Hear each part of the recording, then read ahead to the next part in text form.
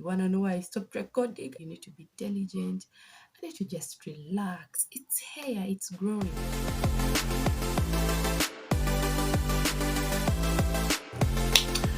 Hi guys. Hi everyone. Praise King Jesus. It's been so long. It's been what? Like, I don't know, 6 months? I last posted in Feb, right? Hi guys, how are you? How are you doing? We are back to doing this YouTube thing. I am super excited. I'm back to doing this YouTube thing. I'm pumped. You wanna know why I stopped recording? I don't have a reason. I just stopped. But now I feel like we are fresh. We can do this again. So welcome and welcome back to my channel. It's Brie. We are back to this content creating thing. Another natural hair video. Subscribe to my I even feel weird saying this, but subscribe to my YouTube channel. Content is coming. You trust me, content is coming. But like, share, comment, tell a friend, tell another friend that we are back with this YouTube thing.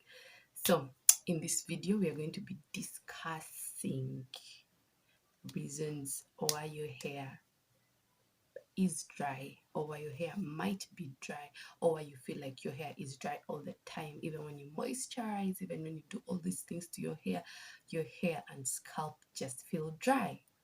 We are going to discuss these things. So the first reason why your hair might be dry is because you're still using oils as a moisturizer. Let's take a minute to think about that. Guys, I cannot say this enough. Oils are not moisturizers. They are not. Oils and butters seal in moisture that you should already have before you apply the oil or the butter. The only moisture that your hair needs, or the only thing that is a moisturizer for your hair, is water. If you're always oiling your hair without first applying either water or a mist or a water-based product, and by water-based products, when you're buying a product, make sure that when you're looking at the list of ingredients, water is the first ingredient. That means water has the highest percentage in all the ingredients on the product. That means water has the highest percentage. So when you're oiling your hair all the time without using a moisturizer first, or water, or a spritz, you're sealing in stuff. You're sealing in moisture that your hair already does not have. When you apply hair oil or butters to your hair, you're locking in moisture. That means nothing is getting out, nothing is coming in. So if already there is nothing inside, you already don't have moisture in your hair, that means your hair is going to be dry. So oils and butters are sealants, and you should only use them after using either a water-based leave-in product, or water itself, or any spritz or hair mist. So it's supposed to be water first, then the oil or butter. So the second point is really connected to the first point, where you do not moisturize enough. Literally, your hair only sees water on your wash days, and for the rest of the week you're just pumping your hair with oils and oils. You need to moisturize your hair more often. Like I always say, think of your hair as a plant. The more you water it, the more it will grow. Water is your hair's best friend. It's the best hydrator. It's the best moisturizer for your hair. So always add water or spritz or hair mists into your hair care routine, and believe me, it will make a difference. You definitely start seeing a change in your hair, and it will not be as dry as it used to be. So the other point would be that there is a lot of buildup on your scalp and hair due to the products we keep putting onto our hair, and you're not clarifying enough. By clarifying, I mean using a clarifying shampoo that will help get rid of all the impurities on your hair. If you're using a moisturizing shampoo, it's okay, but you should use a clarifying shampoo at least once or twice a month. just to make sure that you're getting everything off your scalp, getting all the buildup of your scalp and your hair. And this will eventually reduce on the dryness of your hair and then scalp. Speaking of shampoos, the other reason might be that you're over shampooing, or you're using a shampoo that has sulfate in it. So the thing about shampoos, however moisturizing it is, however organic it is, shampoos at the end of the day are stripping to our hair.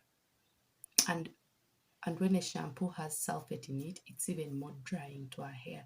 So if you're using a shampoo that has sulfate in it and you're washing your hair every single week, the shampoo is stripping your hair of its natural oils, and you find that with time, you find that your hair is dry so much because of the shampoo. It's stripping and stripping and stripping, and it's not getting anything in. So if you're using a shampoo, if you're buying a shampoo, please make sure that you're buying a shampoo. Even if it's a clarifying shampoo, make sure that it's sulfate free. There are beautiful organic shampoos on the market that you could use that are clarifying but still not overly stripping of our natural oils. So the other reason would be not having a technique that actually works for you. So when it comes to these techniques of taking care of hair, like the LOC, LCOs, LC, LO, LO, LCB, LB, LBC, I would recommend that you choose something that works for you rather than doing what everyone else is doing. For the longest time, I used to do the LO, LBO. I used to use the leave-in, the oil and the butter. And then I realized that butter is okay for my hair, but